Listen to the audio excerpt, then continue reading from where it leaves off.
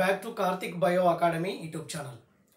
ఈ వీడియో చూసే ముందు గూగుల్ ప్లే స్టోర్ నుంచి కార్తిక్ బయో అకాడమీ అనేటువంటి యాప్ని ఇన్స్టాల్ చేసుకొని ఆ యాప్లో ఉన్నటువంటి కంటెంట్ క్లాసెస్ గురుకుల వారికి నేను కంటెంట్ క్లాసెస్ చేయటం జరిగింది. దానిలో భాగంగా మనకి ఇంటర్మీడియట్ స్థాయిలో ఉన్నటువంటి దాదాపు 80% లెసన్స్ కూడా కంప్లీట్ చేశాను. ఫస్ట్ 2 లెసన్స్ అనేవి మిగిలాయి. లాస్ట్ నుంచి వచ్చాను. నేను సెకండ్ ఇయర్ జువాలజీలో ఉన్నటువంటి అంశాలను కూడా చెప్పాను. Applied biology, genetics, evolution, animal world, plant world అన్నీ ఇలాగా చెప్పుకుంటూ వచ్చాను. అయితే ఎవరికైనా కంటెంట్ క్లాసెస్ కావాలి అంటే కార్తిక్ బయో అకాడమీ యాప్లో ఉన్నటువంటి కంటెంట్ క్లాస్ని మీరు తీసుకోండి. ఇంటర్మీడియట్ స్థాయిలో చాలా డెప్త్గా క్లాసులు చెప్పడం జరిగింది. అయితే ఒక 2 వీడియో యూనిట్స్ మాత్రమే కొంచెం అప్లోడ్ చేయవలసి ఉంది. అవి ఈరోజు రేపట్లో ఒక 4-5 రోజుల్లో, ఈరోజు కాకపోయినా ఒక 3-4 డేస్లో నేను కంప్లీట్ అయితే చేసేస్తాను. అవి క్లాసులు పూర్తిగా చూస్తే ఇవి అర్థమవుతాయి అన్నమాట. మరి ఈ క్లాసులు ఏంటంటే మనకి యాక్చువల్గా ఈ తెలంగాణలో అదేవిధంగా ఏపీలో ఉన్నటువంటి స్కూల్ అసిస్టెంట్ బయాలజికల్ సైన్స్ అభ్యర్థులకు ఉపయోగపడే విధంగా మరి ఇంటర్ స్థాయిలో ఉన్నటువంటి అంశాలని ఒక ర్యాపిడ్ రివిజన్ అనేటువంటి పేరుతో స్టార్ట్ చేయటం జరిగింది. అది యూనిట్ 1లో మనం ఉన్నాము. యూనిట్ 1లో మానవ సంక్షేమంలో జీవశాస్త్రం పాత్ర ఏంటి అక్కడైతే ఆగాము. యాక్చువల్గా యూనిట్ 1, యూనిట్ 2 అలాగా మనకి ఇంటర్మీడియట్ స్థాయిని అంటే తెలంగాణ అభ్యర్థులకి సిలబస్ ప్రకారము యూనిట్ 1 నుంచి వస్తున్నాను. అయితే ఏపీ అభ్యర్థులకి ఇంటర్మీడియట్ స్థాయి బుక్స్ ఉంటాయి అన్నమాట. అంటే తెలంగాణ యాస్పిరెంట్స్కి సిలబస్తో పాటు వస్తున్నాను.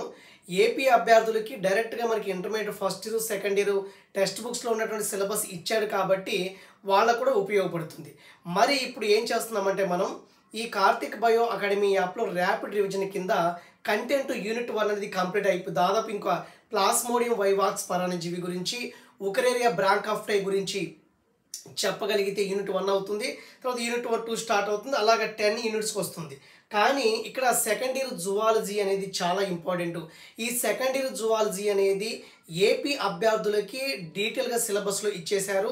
తెలంగాణ అభ్యర్థులకి యానిమల్ వరల్డ్లో అక్కడ ఇవ్వటం జరిగింది. ఓకే, కాబట్టి ఇది చెప్పేది ఏంటంటే మనకి సెకండ్ ఇయర్ జువాలజీలో ఉన్నటువంటి ఒక హ్యూమన్ ఫిజియాలజీ పార్ట్ 1, పార్ట్ 2 కావచ్చు, జెనెటిక్స్ కావచ్చు, ఎవల్యూషన్ కావచ్చు, తర్వాత అప్లైడ్ బయాలజీ కావచ్చు, అన్నీ కూడా సెకండ్ ఇయర్ జువాలజీలో ఉన్నాయి. అయితే మనం ఏం చేస్తున్నామంటే ర్యాపిడ్ రివిజన్ కింద అదే సెకండ్ ఇయర్ జువాలజీలో ఉన్నటువంటి అంశాలని లాస్ట్ నుంచి రావడానికి ప్రయత్నం చేద్దాము. అప్లైడ్ బయాలజీ కూడా చాలా ఇంపార్టెంటే, తర్వాత ఎవల్యూషన్ కూడా ఇంపార్టెంటే, తర్వాత మనకి జెనెటిక్స్ కూడా ఇంపార్టెంటు, యానిమల్ వరల్డ్ కూడా ఇంపార్టెంటు. అలా ఇంపార్టెంట్ కాన్సెప్ట్స్ అన్నీ కూడా సెకండ్ ఇయర్ జువాలజీ లాస్ట్లో ఉన్నాయి. అందుకే నేనేం చేస్తున్నానంటే ర్యాపిడ్ రివిజన్ కింద మనకి యూనిట్ 1 వస్తుంది. అది 2 క్లాసెస్లో అయిపోయిన తర్వాత యాక్చువల్గా ఇది స్టార్ట్ చేయాలి. అంటే 2వ యూనిట్ కాకుండా లాస్ట్ యూనిట్ రావాలి మనకి. కాబట్టి నేను లాస్ట్ నుంచి రావడానికి ప్రయత్నం చేస్తున్నాను. మరి రెగ్యులర్గా ఎవరైతే యూట్యూబ్ క్లాసులు వింటారో వాళ్ళకి చక్కగా అర్థమవుతుంది. సో మధ్యలో ఎవరైతే ఈ వీడియోస్ చూడలేదో దాంట్లో ఒకసారి మీరు కార్తిక్ బయో అకాడమీ యాప్లోకి వెళ్ళండి, ప్లేలిస్ట్ ఓపెన్ చేయండి. చాలామంది అడుగుతున్నారు ప్లేలిస్ట్ బాగాలేవు అంటే ఆర్డర్ లేవంటున్నారు.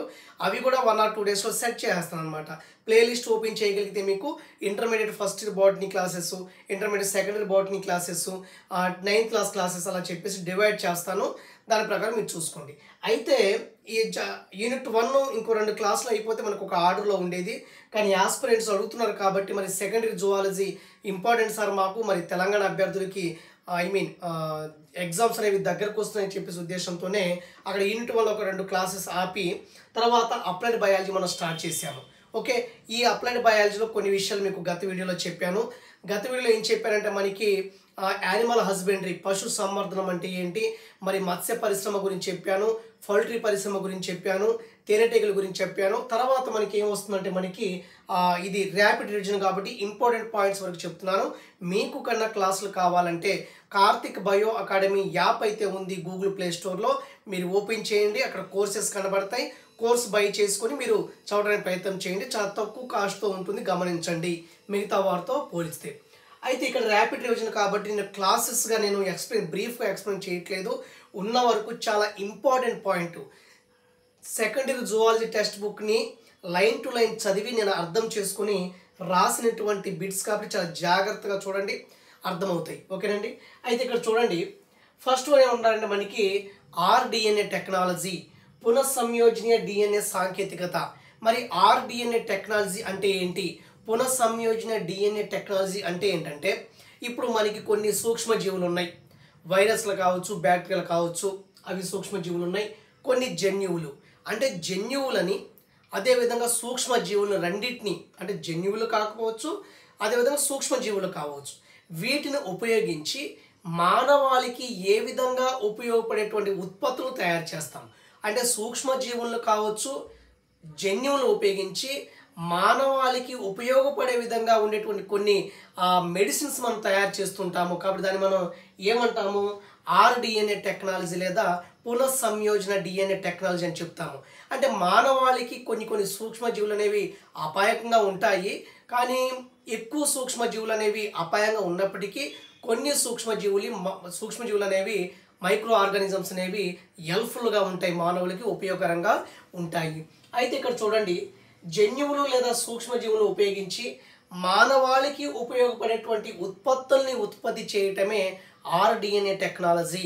సూక్ష్మజీవుల్ని కానీ జన్యువుల్ని కానీ ఉపయోగించి మానవాళికి ఉపయోగపడేటువంటి ఉత్పత్తులను తయారు చేయటమే ఆర్డిఎన్ఏ టెక్నాలజీ అని చెప్తాము, లేదా పునఃసంయోజన డిఎన్ఏ టెక్నాలజీ అని చెప్పొచ్చు. ఓకే, తర్వాత ఈ పునఃసంయోజన డిఎన్ఏ అనేది ఎందుకు ఉపయోగపడుతుంది? మరి జెనెటిక్స్లో కావచ్చు, అప్లైడ్ బయాలజీలో కావచ్చు, ఈరోజు జరిగేటువంటి బయాలజీలో ఉన్నటువంటి అభివృద్ధి వల్ల ఆర్డిఎన్ఏ టెక్నాలజీ కావచ్చు, జీన్ చికిత్స కావచ్చు, ఇవన్నీ కూడా మనకి ఈ జీవశాస్త్రానికి అప్లైడ్గా ఉంటాయి. అంటే జీవశాస్త్రం అభివృద్ధి చెందడానికి దోహదపడతాయి. అనేక విధానాల ద్వారా, జన్యువుల ద్వారా ఈరోజు కొన్ని వ్యాధుల్ని మనం కంట్రోల్ చేస్తూ ఉన్నాం. జీన్ థెరపీ ద్వారా కొన్ని వ్యాధుల్ని మనం కంట్రోల్ చేయగలుగుతున్నాం. కాబట్టి ఈ ఆర్డిఎన్ఏ టెక్నాలజీ ఎందుకు ఉపయోగపడుతుందంటే హార్మోన్ని, మనకు కావాల్సినటువంటి హార్మోన్ని ఉత్పత్తి చేయటంలోనూ, అదేవిధంగా ఏదైనా వ్యాధి వచ్చినప్పుడు ఆర్టిఫిషియల్ వ్యాక్సిన్ తయారు చేయటంలో ఆర్డిఎన్ఏ టెక్నాలజీ ఉపయోగపడుతుంది. మంచి చికిత్సా విధానాలని, అంటే ఏ దీర్ఘకాలిగా ఉన్నటువంటి రోగాలను నిర్ణయం చేయడానికి కూడా ఈ ఆర్డిఎన్ఏ టెక్నాలజీ అనేది ఉపయోగపడుతుంది. ఓకే, తర్వాత చూస్తుంది, ఇప్పుడు మనకి ప్రపంచవ్యాప్తంగా ఒక 30 రకాల ఆర్డిఎన్ఏ టెక్నాలజీని, అంటే టెక్నిక్స్ని, అంటే ఆర్డిఎన్ఎస్ ద్వారా వచ్చినటువంటి చికిత్స విధానాలని మానవులకి ఉపయోగించుకోవచ్చు అని చెప్పేసి అంటున్నారు అనమాట. తర్వాత ఇక్కడ ఈ యొక్క కాన్సెప్ట్లో మనం ఆలోచించాల్సింది ఇన్సులిన్ గురించి మీకు చెప్తాను. అసలు ఇన్సులిన్ అంటే ఏంటి, మరి దాన్ని ఎలా తయారు చేశారు అనేటువంటి విషయాన్ని చూస్తే, సాధారణంగా మన బాడీలో క్లోమం ఉంటుంది. సో డైజెస్ట్ సిస్టంలో స్టమక్ పక్కన ఉండేది క్లోమం. ఓకే, ఈ క్లోమ గ్రంథిలో, అది ఒక గ్లాండ్ కదా, ఆ క్లోమ గ్రంథిలో మనకి లాంగర్ హార్న్స్ పుట్టికలు ఉంటాయి. ఈ లాంగర్ హార్న్స్ పుట్టికలు ఏం చేస్తాయంటే ఇన్సులిన్ అనేటువంటి హార్మోన్ రిలీజ్ చేస్తాయి. జనరల్గా మనం తినేటప్పుడు మన బ్లడ్లో షుగర్ ఎక్కువగా ఉంటుంది. జనరల్గా అయితే 45 సంవత్సరాల వరకు ఏమవుతుందంటే మన బాడీలో బ్లడ్లో ఎంత షుగర్ ఉన్నా దాన్ని కంట్రోల్ చేసే ఇన్సులిన్ హార్మోన్ అనేది క్లోమం నుంచి, అంటే లాంగర్ హార్న్స్ పుట్టికల నుంచి రిలీజ్ అవుతూ ఆ బ్లడ్లో ఉన్నటువంటి షుగర్ని కంట్రోల్ చేస్తుంది.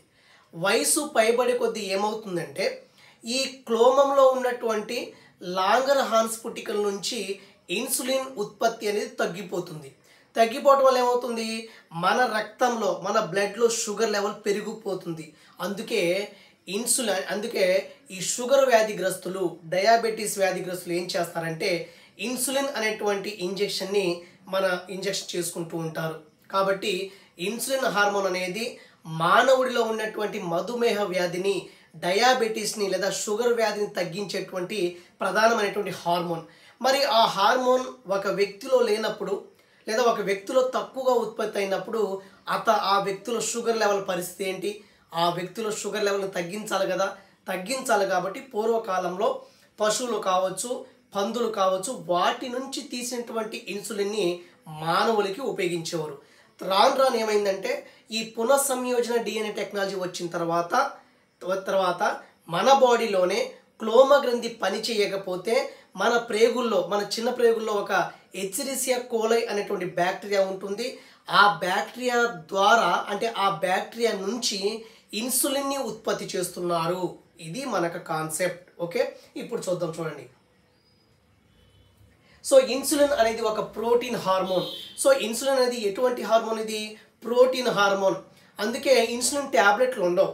ఫర్ ఎగ్జాంపుల్ ఇన్సులిన్కి అంటే షుగర్ వ్యాధికి ఫర్ ఎగ్జాంపుల్ ట్యాబ్లెట్ అంటుంటారు కానీ అది ఎంతవరకు కరెక్టో తెలియదు కానీ నాకు ఫర్ ఎగ్జాంపుల్ ట్యాబ్లెట్లు అయితే షుగర్ ట్యాబ్లెట్లు ఉన్నాయి కానీ ఇన్సులిన్ చూడండి హార్మోన్కి ఆ హార్మోన్ సంబంధించిన ట్యాబ్లెట్లు లేవు కానీ ఇన్సులిన్ అనేది ఓరల్గా ఎప్పుడు వేసుకోరు ఇంజెక్షన్ అనేది ఓరల్గా ఉండదు కదా కాబట్టి ఇంజెక్ట్ చేస్తారు దీంట్లో ఇన్సులిన్ ఒక ప్రోటీన్ హార్మోన్ యాక్చువల్గా ఇన్సులిన్ దానికి సంబంధించిన మెడిసిన్స్ ఇలా వచ్చినప్పుడు ఈ ప్రోటీన్ అనేది మన స్టమక్లో జీర్ణం అవుతుంది కాబట్టి మ్యాక్సిమం ఇన్సులిన్ అనేది ఇంజెక్ట్ రూపంలో మాత్రమే ఉంటుంది ఇన్సులిన్ షుగర్ ట్యాబ్లెట్లు కాదు ఇన్సులిన్ సో ఇన్సులిన్ అనేది ట్యాబ్లెట్లు లేవు ఎందుకంటే ఇన్సులిన్ ట్యాబ్లెట్ మనం వేసుకున్నప్పుడు ఆల్రెడీ స్టమక్లో ఈ జీర్ణం అయిపోతుంది ఎందుకు ఇన్సులిన్ అనేది ఒక ప్రోటీన్ హార్మోన్ మరి ప్రోటీన్లు ఎక్కడ జీర్ణం అవుతాయి మన లైక్ స్టమక్లో జీర్ణం అయిపోతాయి కాబట్టి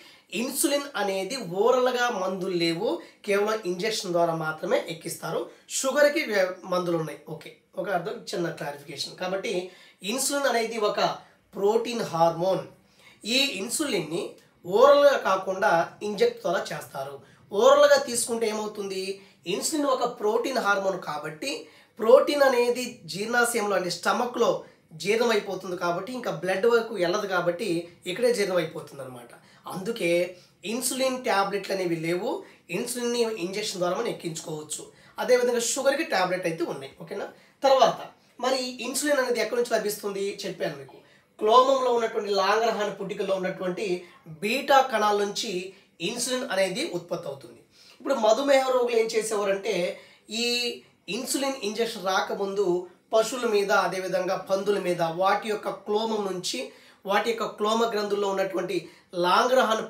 పుట్టికల నుంచి ఇన్సులిన్ తయారు చేసి మానవులకు ఎక్కించేవారు రాను ఏమైందంటే మనకి ఈ జెనెటిక్ ఇంజనీరింగ్ డెవలప్మెంట్ అవటం వల్ల ఏమైందంటే మన బాడీలోనే హెచ్రిసియా కోలై అనేటువంటి బ్యాక్టీరియా ఉంటుంది దాని ద్వారా ఇన్సులిన్ ఉత్పత్తి చేస్తున్నారు ఓకే అది ఒకసారి మీరు చూసుకోండి తర్వాత మనకి మానవ ఇన్సులిన్ యొక్క నిర్మాణం చూస్తే దాని యొక్క స్ట్రక్చర్ చూస్తే మనకి ఇక్కడ అవసరం లేదు దాంట్లో మనకి మొత్తం ఏ గొలుసు బి గొలుసు అని చెప్పేసి చాలా రకాలు ఉంటాయి మొత్తం మనకి 51 అమైనో యాసిడ్స్ అనేవి ఈ యొక్క ఇన్సులిన్ స్ట్రక్చర్లో ఉంటాయి తర్వాత ఇన్సులిన్ ఒక ప్రో హార్మోన్ రూపంలో మాత్రమే తయారవుతుంది ఇంకో ముఖ్యమైన అంశం ఏంటంటే 1983లో ఎలీ లిల్లీ అనేటువంటి ఒక అమెరికన్ కంపెనీ ఏం చేసిందంటే మానవ ఇన్సులిన్ తయారు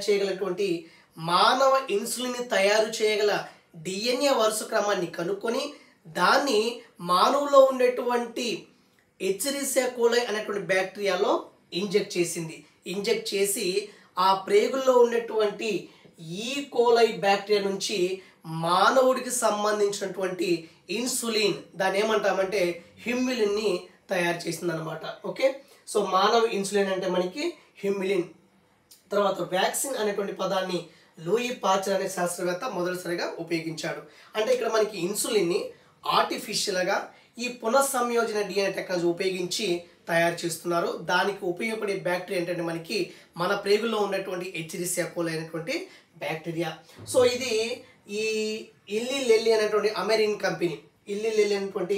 అమెరికన్ కంపెనీ ఏం చేసిందంటే మానవ ఇన్సులిన్ తయారు చేసింది మరి దాని పేరు ఏంటంటే మనకి హ్యూమిలిన్ సో ఇలాగ మనం ర్యాపిడ్ రివిజన్ కింద క్లాస్లో ఇది కంటిన్యూ చేస్తాను మ్యాక్సిమం తొందరగా అవడానికి అయితే ప్రయత్నం అయితే చేస్తున్నాను మీకు బోర్డు కనిపిస్తుంది అనుకుంటాను కాబట్టి చక్కగా రాసుకోండి వీడియోలో ఒక ఆర్డర్లో వస్తాయి యూట్యూబ్లో ప్లేలిస్ట్లు కూడా పెండింగ్లో ఉన్నాయి అవి ఆర్డర్లో పెట్టాలి మన యాప్లో కొన్ని క్లాసెస్ అప్లోడ్ చేయవలసి ఉన్నాయి అవి అప్లోడ్ చేస్తాను so welcome back to Karthik bio academy YouTube channel అయితే మనం అప్లైడ్ బయాలజీలో అనేటువంటి టాపిక్లో ఉన్నాము స్కూల్ అసిస్టెంట్ బయాలజికల్ సైన్స్ వారికి సంబంధించి తెలంగాణ ఏపీ వారికి బాగా రివిజన్గా బాగా ఉపయోగపడుతుంది ఇది దయచేసి చాలా జాగ్రత్తగా అయితే వీడియో చూడండి ఎక్కడ మీరు స్కిప్ చేయొద్దు స్కిప్ చేస్తే మీకు ఒక్కొక్క టాపిక్ మిస్ అయిపోతుంది మన జీవితంలో ఎంతో సమయాన్ని మనం వృధా చేస్తుంటాము కాబట్టి వీడియో ఉన్నంత వరకు కూడా ఈ యొక్క టైంని మీరు వేస్ట్ చేసుకోవద్దు ఖచ్చితంగా వీడియో చూడడానికి అయితే ప్రయత్నం చేయండి సో మనం ఇన్సులిన్ గురించి మనం మాట్లాడాము ఇన్సులిన్ తర్వాత మనకి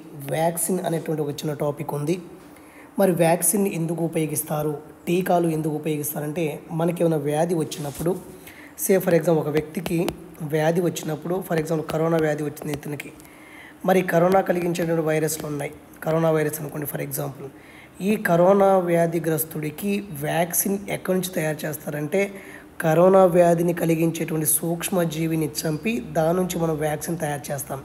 అంటే మనం వ్యాక్సిన్ ఇస్తున్నారంటే ఆ వ్యాక్సిన్లో ఆ వ్యాధిని కలిగించేటువంటి చనిపోయిన లేదా ఇన్యాక్టివ్ జీవి అయితే ఉంటుంది.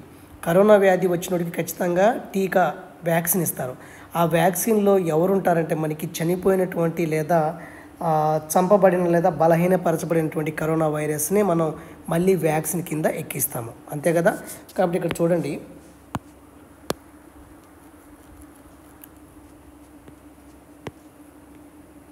సో వ్యాక్సిన్లు అంటే వ్యాధిని కలిగించే సూక్ష్మజీవిని పోలిన కారకం ఉంటుంది. అంటే వ్యాక్సిన్లో ఏముంటుందంటే వ్యాధిని కలిగించే సూక్ష్మజీవిని పోలిన కరోనా వైరస్ అనేది కరోనా వైరస్ని కలిగిస్తుంది, కరోనా వ్యాధిని. మరి ఆ కరోనా వైరస్ని పోలినటువంటి కారకము వ్యాక్సిన్లో ఉంటుంది. కాబట్టి వ్యాధిని కలిగించే సూక్ష్మజీవిని పోలిన కారకం అనేది వ్యాక్సిన్లో ఉంటుంది. ఏ వ్యాధిని కలిగించే సూక్ష్మజీవిని పోలిన కారకము ఆ వ్యాధిలో ఉంటుంది అనమాట. అంటే వ్యాక్సిన్ అంటే ఏంటంటే వ్యాక్సిన్లు అంటే లేదా టీకాలు అంటే ఏంటంటే వ్యాధిని కలిగించే సూక్ష్మజీవిని పోలినటువంటి కారకం అనేది ఆ వ్యాక్సిన్లో ఉంటుంది.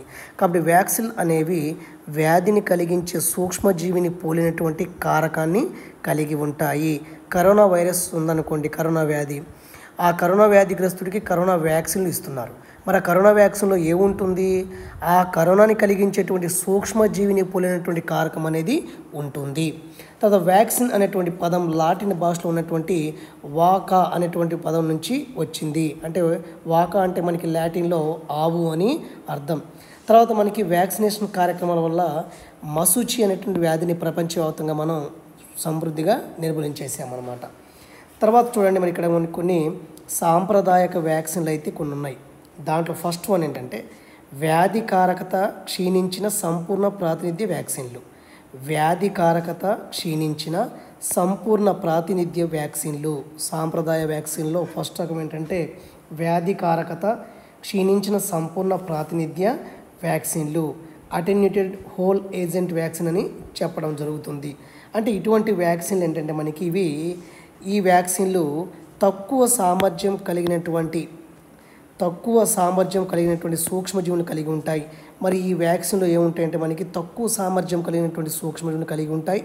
ఈ వ్యాక్సిన్లు ఎందుకు అంటే ఈ వ్యాక్సిన్లో ఏముంటుందని అడుగుతారు. కాబట్టి తక్కువ సామర్థ్యం కలిగిన సూక్ష్మజీవులను కలిగి ఉన్నటువంటి వ్యాక్సిన్లు వ్యాధికారకత క్షీణించిన సంపూర్ణ ప్రాతినిధ్య వ్యాక్సిన్లు.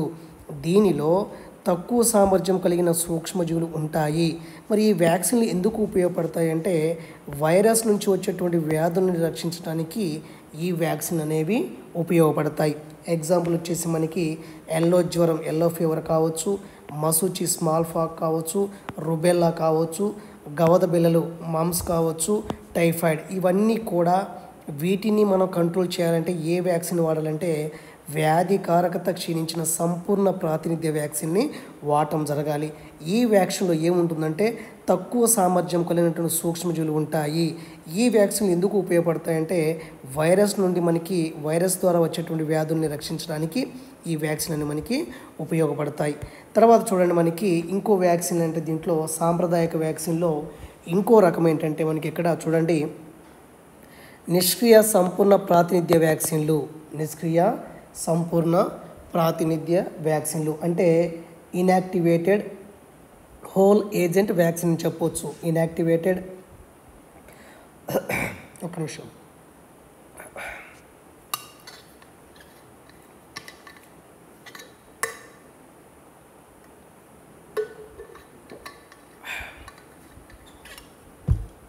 సో మనకి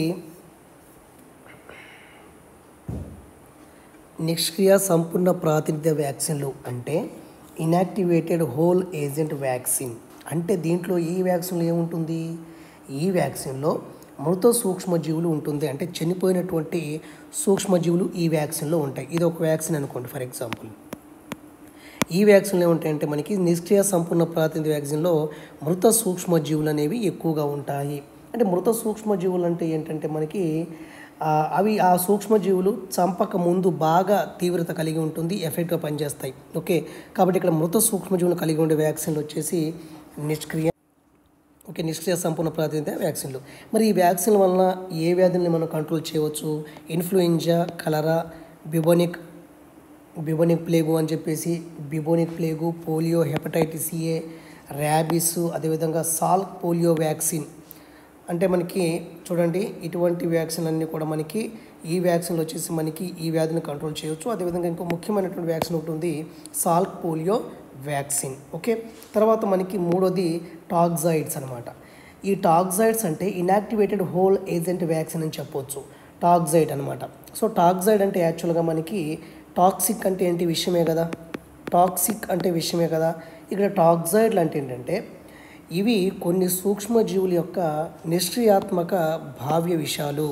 అంటే కొన్ని సూక్ష్మజీవుల నుంచి తీసినటువంటి నిష్క్రియాత్మక భావ్య విషయాల్ని మనం టాక్సైడ్లు అని చెప్తాము.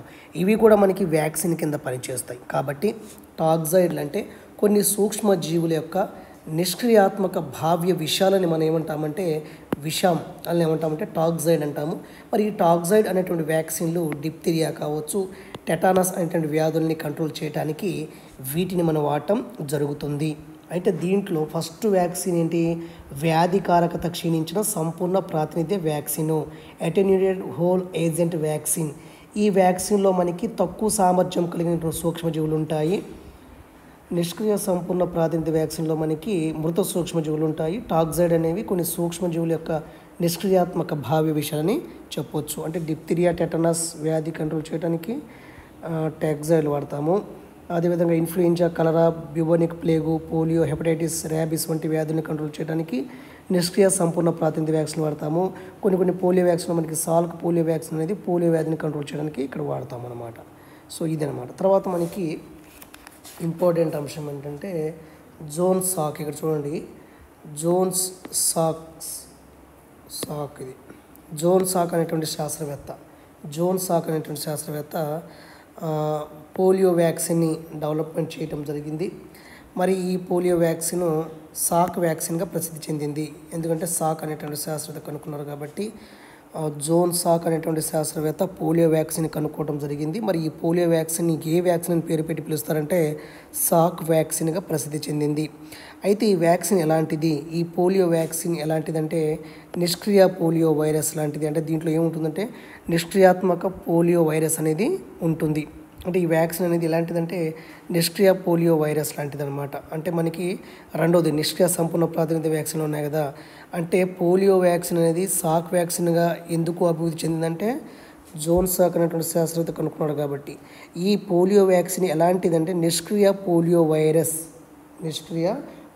వైరస్. ఓకే, అలాంటి రకం అనమాట ఇది. సో ఇది ఏం చేస్తుందంటే మనకి పోలియోని కంట్రోల్ చేస్తూ ఉంటుంది. తర్వాత మనకి ఆల్బర్ట్ సాబిన్ అనేటువంటి శాస్త్రవేత్త ఏం చేశారంటే మనకి పోలియో వ్యాక్సిన్ కనుక్కున్నారు. మరి ఆ పోలియో వ్యాక్సిన్ అనేది నోటి చుక్కల ద్వారా, ఇప్పుడు మన పిల్లలకి పోలియో ఆదివారం నాడు మనం ఏం చేస్తామంటే నోటి చుక్కల ద్వారా మనకి పోలియో వ్యాక్సిన్ ఇస్తాం కాబట్టి మరి దాన్ని కనుక్కున్న శాస్త్రవేత్త ఎవరంటే మనకి ఆల్బర్ట్ సాబిన్. ఓకే, ఇది ఎటువంటి వ్యాక్సిన్ అంటే అటెన్యూటెడ్ పోలియో, అదే కదా. అటెన్యూటెడ్ అంటే మనకి ఫస్ట్ వన్ ఉంది కదా, మనకి ఫస్ట్ వన్ ఏంటది? వ్యాధికారకత క్షీణించిన సంపూర్ణ ప్రాతినిధ్య vaccine, attenuated whole agent poliomyelitis virus అనమాట. Attenuated poliomyelitis virus. ఇక్కడ చాలా జాగ్రత్తగా గమనించండి. జోన్ సాక్ అనేటువంటి శాస్త్రవేత్త పోలియో వ్యాక్సిన్ కనుక్కున్నారు. ఈ పోలియో వ్యాక్సిన్ అనేది సాక్ వ్యాక్సిన్గా ప్రసిద్ధి చెందింది. ఈ వ్యాక్సిన్లో మనకి ఎలాంటి వ్యాక్సిన్ అంటే ఇది నిష్క్రియ పోలియో వైరస్. తర్వాత ఆల్బర్ట్ సాబిన్ అనేటువంటి శాస్త్రవేత్త నోటి చుక్కల ద్వారా ఉన్నటువంటి పోలియో వ్యాక్సిన్ కనుక్కున్నారు. మరి ఇది ఎటువంటి వ్యాక్సిన్ అంటే అటెన్యూటెడ్ పోలియోమైలిటిస్ వైరస్. అంటే ఆ వైరస్ని చంపేటువంటి వ్యాక్సిన్ ఇది. ఓకే, ఇది ఇక్కడ రెండు శాస్త్రాలు చాలా ఇంపార్టెంట్. పోలియో వ్యాక్సిన్ని కనుక్కున్న శాస్త్రవేత్త ఎవరంటే జోన్ సాక్ అవుతారు. మరి నోటి చుక్కల ద్వారా వాడేటువంటి పోలియో వ్యాక్సిన్ని కనుక్కుంది ఎవరంటే మనకి ఆల్బర్ట్ సాబిన్ అవుతారు. ఇవి రెండు చాలా జాగ్రత్త గుర్తుపెట్టుకోవాలి. ఓకే,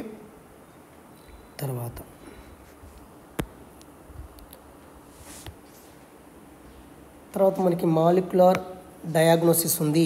జీవ అణువుల ద్వారా రోగ నిర్ధారణ. మాలిక్యులర్ డయాగ్నోసిస్ అంటే మనకి జీవ అణువుల ద్వారా. సో మాలిక్యులర్ డయాగ్నోసిస్ జీవ అణువుల ద్వారా రోగ నిర్ధారణ ఎలా చేస్తాం మనం? అయితే దీంట్లో మనకి చాలా ఇంపార్టెంట్ ఉంది.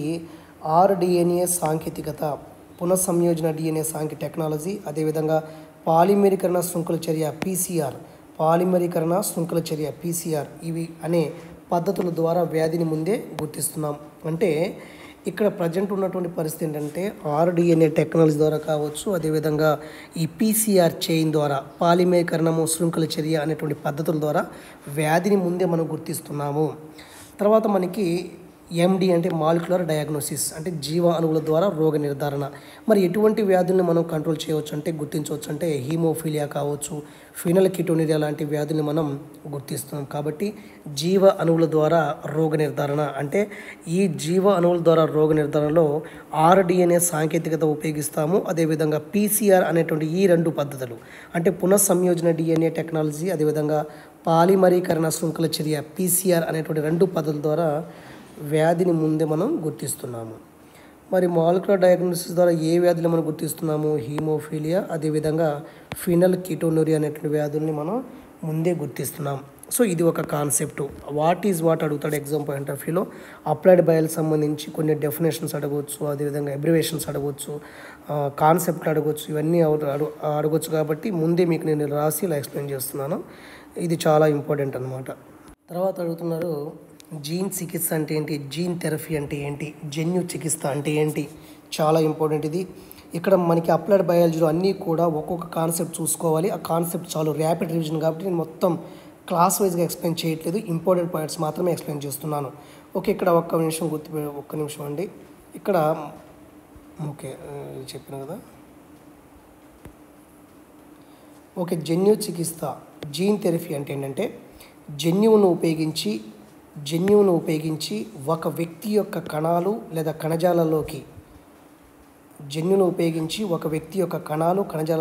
అనువంశిక వ్యాధులు నయం చేయటాన్ని, అదేవిధంగా జన్యువును ఉపయోగించి ఒక వ్యక్తి యొక్క కణాలు కావచ్చు, ఒక వ్యక్తి యొక్క కణజాలాల్లోకి ఉన్నటువంటి అనువంశికమైనటువంటి హెరిడిటీ వ్యాధులు అంటే అనువంశిక వ్యాధులను నయం చేయడాన్ని మనం జన్యు చికిత్స లేదా జీన్ థెరపీ అని చెప్తాము.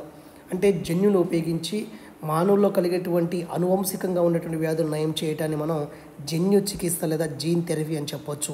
అయితే ఇక్కడ చూడండి, ఈ జన్యు చికిత్స ఎందుకు ఉపయోగపడుతుందంటే చూడండి, ఇక్కడ మనకి ఇంకో రెండో లైన్ ఇచ్చాను. ఈ రెండో లైన్ అంటే మానవ జన్యు చికిత్స శాస్త్రం అంటే ఏంటి, ఇక్కడ రాయాలి. మానవ జన్యు శాస్త్ర చికిత్స అంటే ఏంటి అని రాయాలి ఇక్కడ. సో మానవ జన్యు చికిత్స శాస్త్రం అంటే జీవశాస్త్రం అంటే ఇక్కడ రాస్తున్నాం చూడండి. శిశువు లేదా పిండంలో నిర్ధారణ అయినటువంటి జన్యు లోపాన్ని కొన్ని పద్ధతులు అదేవిధంగా సాంకేతికతల సహాయంతో సరిచేయడానికి అవకాశం కల్పించేదే మానవ జన్యు చికిత్స జీవశాస్త్రం. ఇక్కడ రాస్తాను చూడండి, మానవ జన్యు శాస్త్ర చికిత్స జీవశాస్త్రం. మానవ జన్యుశాస్త్ర చికిత్స జన్యుశాస్త్రం అంటే శిశువులో కానీ పిండంలో కానీ మనకి నిర్ధారణ అయినటువంటి జన్యు లోపాన్ని కొన్ని పద్ధతుల ద్వారా కావచ్చు, కొన్ని సాంకేతికతల సహాయంతో సరిచేయడానికి అవకాశం కల్పించేదే మానవ జన్యుశాస్త్ర చికిత్స జీవశాస్త్రము. ఓకే, ఇది నెక్స్ట్ 52. సో తర్వాత మనకి జన్యు చికిత్స విధానంలో కొన్ని దశలు ఉంటాయండి. ఆ దశలు ఏంటంటే మనకి యాక్చువల్గా జన్యు చికిత్స విధానంలో ప్రధానంగా రెండు దశలు అనేవి ఉంటాయి. ఫస్ట్ వన్ ఏంటంటే బీజకణ శ్రేణి జన్యు చికిత్స ఒకటి, రెండోది దేహకణ శ్రేణి జన్యు చికిత్స. సో జన్యు చికిత్స విధానంలో మనకి దశలు ఫస్ట్ వన్ ఏంటంటే మనకి బీజకణ శ్రేణి జన్యు చికిత్స. బీజకణ శ్రేణి జన్యు చికిత్స అంటే ఏంటంటే క్రియాత్మక సాధారణ జన్యువులను శుక్రకణాలు లేదా స్త్రీ బీజ కణాల్లో ప్రవేశపెట్టి వాటి జీనోమ్లతో సమైక్యం చేస్తారు. బీజకణ శ్రేణి జన్యు చికిత్స. బీజ కణాలు అంటే ఏంటి, శుక్రకణాలు, అదేవిధంగా స్త్రీ బీజ కణాలు అండాలే కదా. కాబట్టి ఇక్కడ చూడండి, బీజకణ శ్రేణి జన్యు చికిత్స అంటే క్రియాత్మక సాధారణ జన్యువులను శుక్రకణాలు లేదా స్త్రీ బీజ కణాలలో ప్రవేశపెట్టి వాటి జీనోమ్లతో సమైక్యం చేసే విధానాన్ని మనం బీజకణ శ్రేణి జన్యు చికిత్స అని చెప్పొచ్చు. అంటే కొన్ని సాధారణ జన్యువులను దేంట్లో ప్రవేశపెడతారు, శుక్రకణాల్లో కానీ స్త్రీ బీజ కణాల్లో కానీ ప్రవేశపెట్టి ఆ జీనోమ్ శుక్రకణాల్లో ఉన్నటువంటి జన్యువులతో ఈ జన్యువులని సమైక్యం చేస్తారు.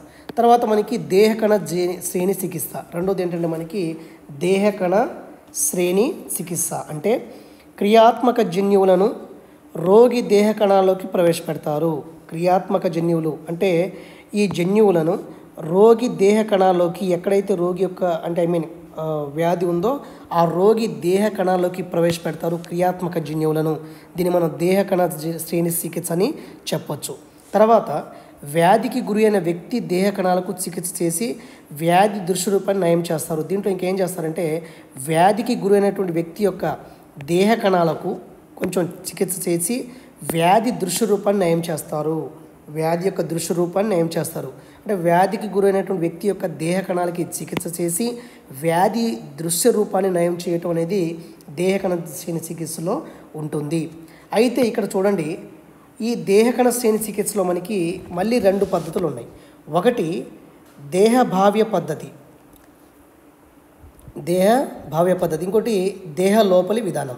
దేహ భావ్య పద్ధతిలో కణాలు దేహం బయట మార్పు చేయబడి తిరిగి దేహంలో ప్రతిస్థాపించబడతాయి. కణాలు అనేవి దేహం బయట మార్పు చేయబడి తిరిగి దేహంలోకి ప్రతిస్థాపించబడితే దీన్ని దేహ భావ్య పద్ధతి అంటాము. దేహ లోపలి విధానంలో కణాలు దేహంలో ఉండగానే వాటి జన్యులను మార్పు చేస్తారు. అంటే దేహ లోపలి విధానంలో ఏం జరుగుతుంది, కణాలు దేహంలో ఉండగానే వాటి జన్యువులను మార్పు చేయటం జరుగుతుంది. ఓకే, తర్వాత ఇంపార్టెంట్ అంశం ఉంది, ఒకసారి చూడండి. చాలా ఇంపార్టెంట్ ఇది, ప్రీవియస్ గురుకులాలో వచ్చినటువంటి బిట్ ఇది. మొదటి జీన్ థెరపీ ఎక్కడ చేశారు, ఎవరు చేశారంటే మొదటి జన్యు చికిత్స 1990లో చేశారు. ఎవరికంటే 4 సంవత్సరాల పాపకు చేశారు. మరి ఈ 4 సంవత్సరాల పాపకి ఏ వ్యాధి ఉందంటే ఏడిఏ అంటే మనకి ఎడినోసిన్ డిఎమినేజ్ అనేటువంటి ఎంజైమ్ లోపం. అంటే మొదటి జన్యు చికిత్స 1990లో ఎడినోసిన్ డిఎమినేజ్ లోపం అనే ఎంజైమ్ లోపం గల 4 సంవత్సరాల పాపకు చేశారు. సో ఎడినోసిన్ డిఎమినేజ్ అనేది ఒక ఎంజైమ్. ఈ ఎంజైమ్ లోపం ఉన్నటువంటి పాపకి మొదటి జన్యు చికిత్స చేశారు. ఆ ఎంజైమ్ ఏంటంటే మనకి ఎడినోసిన్ డిఎమినేజ్. ఈ లోపం ఉన్నటువంటి పాపకి మొదటి జన్యు చికిత్స 1990లో చేయటం జరిగింది. సో ఈ వ్యాధి ఏంటంటే ఒక ఎంజైమ్ డిజార్డర్, ఎంజైమ్ లోపం వల్ల వచ్చే వ్యాధి. మరి ఈ ఎంజైమ్ ఏం చేస్తుందంటే యాక్చువల్గా మన బాడీలో రోగనిరోధక వ్యవస్థ పనిచేయడానికి చాలా కీలకంగా ఉంటుంది. ఈ ఎంజైమ్ లోపం వల్ల ఇంకేం కలుగుతుందంటే మనకి తీవ్ర సమ్మిళిత వ్యాధి నిరోధక లోపం SCID అంటాము. దీన్ని సివియర్ కంబైన్డ్ ఇమ్యూనో డెఫిషియన్సీ అని చెప్తాము. Severe combined immuno deficiency SCID అని చెప్పొచ్చు అనమాట.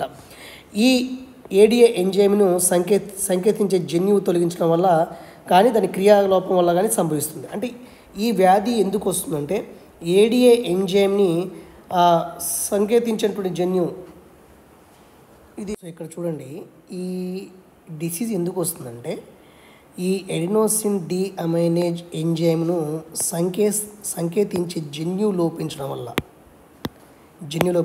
అదేవిధంగా ఈ ఏడిఏ ఎంజైమ్ అనేది పని చేయటం వల్ల ఈ వ్యాధి అనేది వస్తుంది. కానీ ఎగ్జామ్ పాయింట్ ఆఫ్ వ్యూలో ఇది చాలా ఇంపార్టెంట్గా ఉంటుంది. ఎందుకంటే మొదటి జన్యు చికిత్స 1990లో ఎవరికి చేశారంటే ఎడినోసిన్ డిఎమినేజ్ అనేటువంటి ఎంజైమ్ లోపం ఉన్నటువంటి పాపకి 4 సంవత్సరాల పాపకి చేశారు. మరి ఈ వ్యాధి అనేది ఒక ఎంజైమ్ డిజార్డర్. ఓకే, ఈ ఎంజైమ్ లోపం వల్ల వస్తుంది ఈ వ్యాధి. మరి ఆ ఎంజైమ్ పేరు ఏంటంటే ఏడిఏ. ఈ ఎడినోసిన్ డిఎమినేజ్ అనేటువంటి ఈ ఎంజైము రోగనిరోధక వ్యవస్థ పనిచేయడానికి చాలా కీలకంగా ఉంటుంది. మరి ఏడిఏ లోపం వల్ల తీవ్ర సమ్మిళిత వ్యాధి నిరోధక లోపం కలుగుతుంది. దీన్ని సివియర్ కంబైన్డ్ ఇమ్యూనో డెఫిషియన్సీ అంటాము, SCID అని అంటాము. ఇంకా మనకి ఈ ఎడినోసిన్ డిఎమినేజ్ అనేటువంటి వ్యాధి ఆ ఎంజైమ్ లోపం వల్లే వస్తుంది. ఇంకా ఈ ఏడిఏ ఎంజైమ్ను సంకేతించే జన్యువు లోపించడం వల్ల ఈ వ్యాధి వస్తుంది. అదేవిధంగా ఏడిఏ ఎంజైమ్ అనేది దాని యొక్క క్రియాలోపం వల్ల కానీ ఇది సంభవిస్తుంది అన్నమాట. ఓకే.